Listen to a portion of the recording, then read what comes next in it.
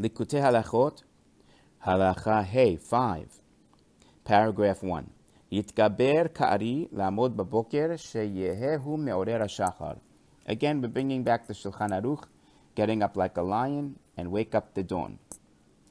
Al pi haTorah tik'u tochacha. This is based on the Torah that's termed tik'u tochacha, belikutei tinyana, in the second Likutei. Siman chet 8, ayen sham. Kol haTorah meresha l'sefa.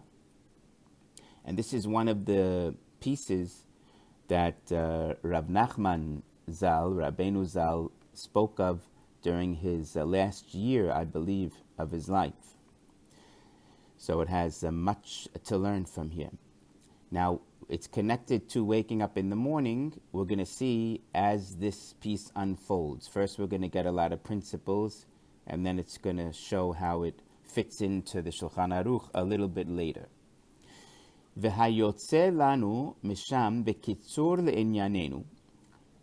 Rav Natan is saying, what comes out from what we learned a little bit, he's going to just touch on a little bit of what the idea is that was in that Torah. She'ikar hatikun hu, the main way to have a tikkun, again, of our minds, hu al yedei hatzadik habal koach gadol, is based on the tzaddik, or through the tzaddik, that is very strong. Sheyachol etpalel tefillah bebchinat din, because he knows how to make a prayer of judgment. Usually we always ask for mercy. But a great holy tzaddik, he knows how to even make a prayer for judgment, of course, to judge the sinners. Kemo Pinchas, like Pinchas, be'et shaya ma'aseh Zimri, when there was the idea of Zimri, he prayed. It says, Vayamod Pinchas vayfalel v'te'atzar ha'magefa.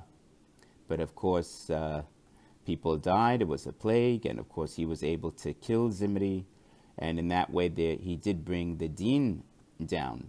And of course, by bringing the deen down, that already helped to bring the rachamim down afterwards. So a tzaddik can sometimes cause calamity, but to the sinners. Ki kol ha'kilkulim chas v'shalom hem al yedei bechinat, because anything that's of damage, kilkul, that we do by sinning, is really from the idea of v'hanachash haya arum, that the snake or the Yetzer Hara is very cunning, which means it's all from the Yetzer Hara. Anything we do wrong is from the Yetzer Hara. Shal yedei zeh mitgaber ta'avat ni'uf, that because of this, it's strong on us the desire of immoral relationships, ni'uf.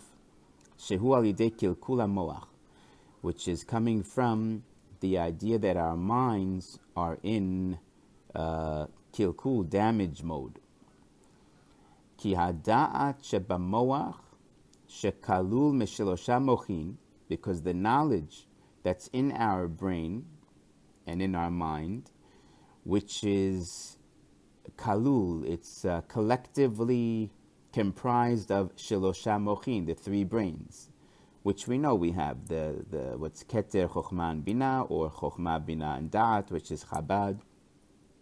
Also the three brains we have that we know what the English name of them are.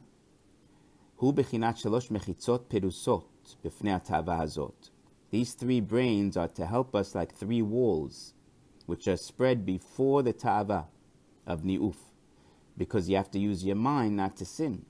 You know, when you use your sechel, it can stop the Yetzer Hara. So we have three sechels to help us to stop the Yetzer Hara to come over us.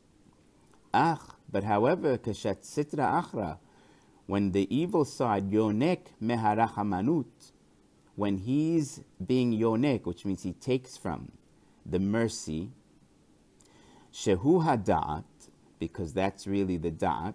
This is all in that Likutei Maharan explaining these deep points. It says, Azai niktan hada'at, when the sitra achra takes from the rachamanut, then it lowers and it makes smaller the da'at. Umisham hitgabrut ta'ava hazot chas v'shalom. And then the ta'ava can become stronger for the wrong thing. Because if da'at lessened, then we go after our desires. The whole idea was to not let those walls fall, which is the three brains, and let them work. Now, what does it mean he's yonek from rachamim? Really, the sitra achra has to do with judgment. If we sin, God forbid, the world's over. So mercy is really the idea that now Hashem doesn't kill us, but he lets the Satan eat off of us. And this is a mercy state, because that's why mercy came in. And Hashem didn't kill Adam Arishon or kill us when we sin. But the mercy lets us stay. But that mercy is really that the Satan is feeding off of us. And that's a whole nother topic. And now we continue. Ve'az ha-tefillah bebchinat din. Now that the tefillah that's in a judgment mode, like Pinchas, ve'asitra achra rotzal lebol'ah. The sitra achra wants to swallow it.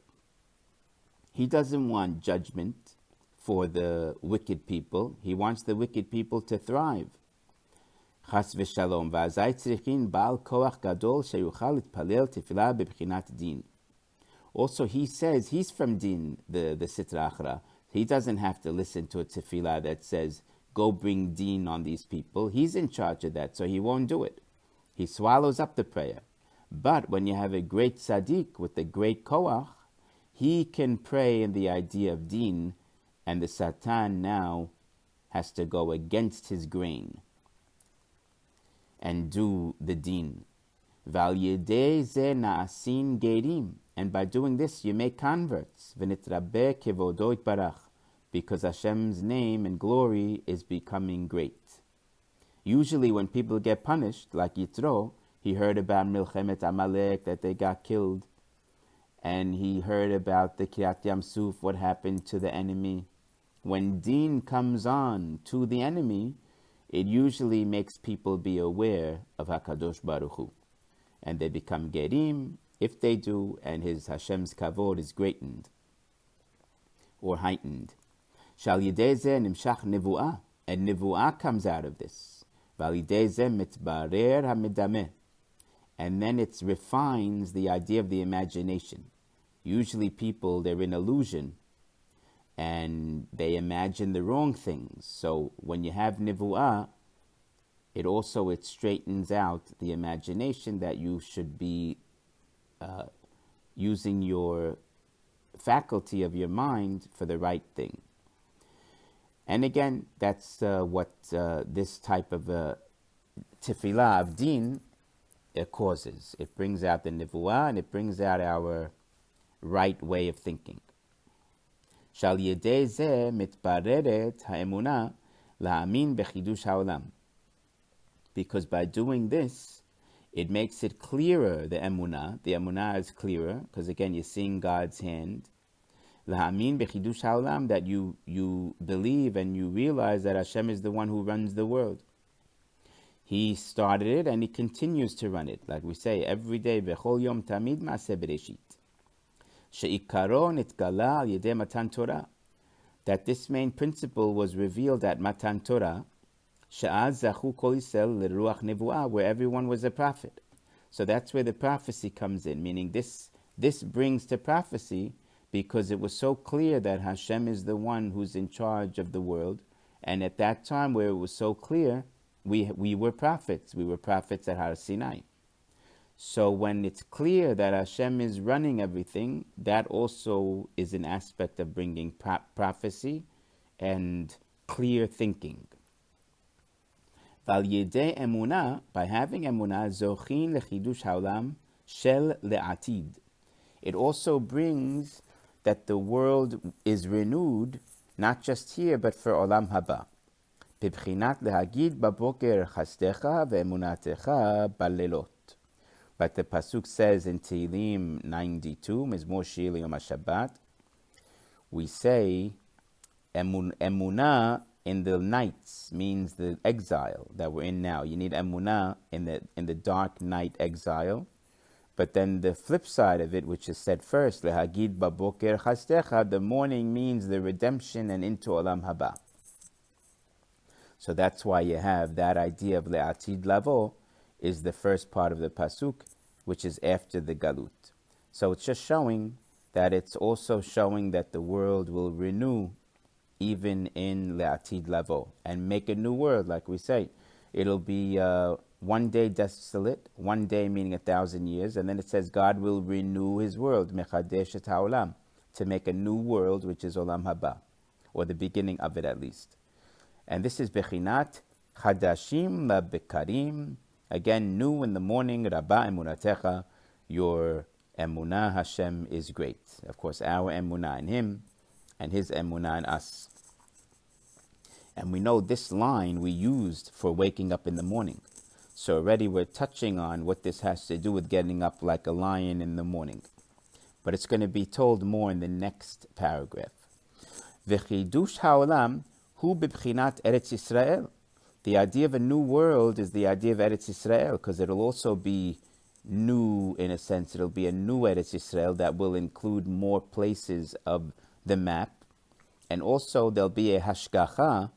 Like Eretz Yisrael, there's a special hashgacha. Hashem will have that type of a supervision of the entire world. So it just means Eretz Yisrael has this idea of a new world.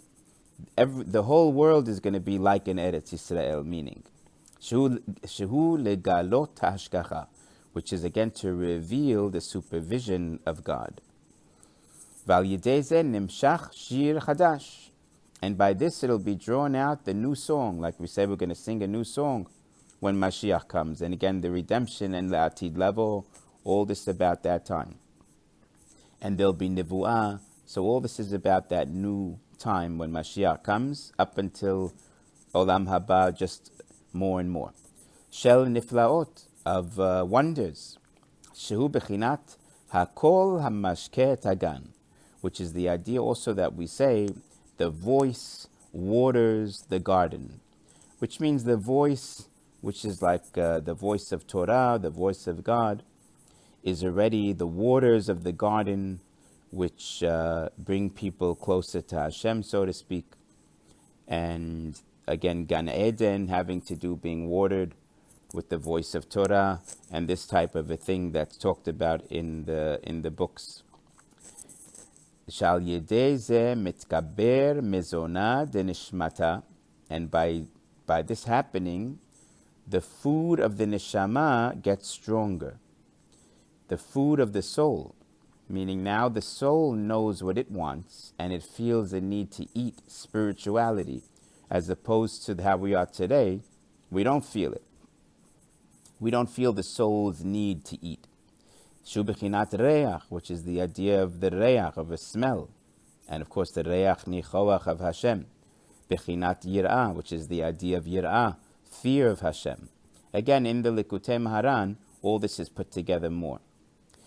And it says, al mizona de gufa, meaning the mizona de nishmata is over the mizona de gufa, the body's food. Which means in this world, our bodies tell us that we're hungry, that we feel. But the soul's hunger we don't feel. But in the next world, or when the Mashiach comes even, the soul is going to be mitgaber, and we're going to feel its wants, and not so much the body's wants. Because the body's going to be in check, and it's going to be in its place, so to speak. And it's not going to demand what it demands now. Bibchinat, and this is what it means, Veyado ochezet ba'akev Esav.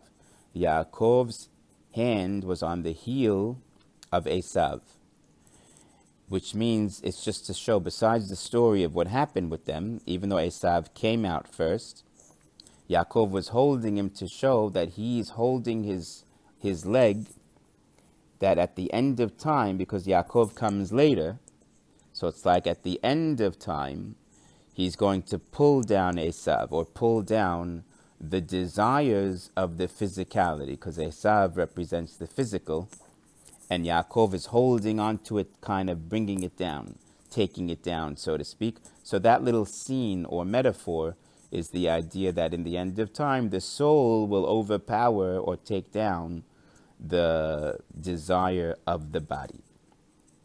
Ayen Sham, Kol Ze Hetev Hetev.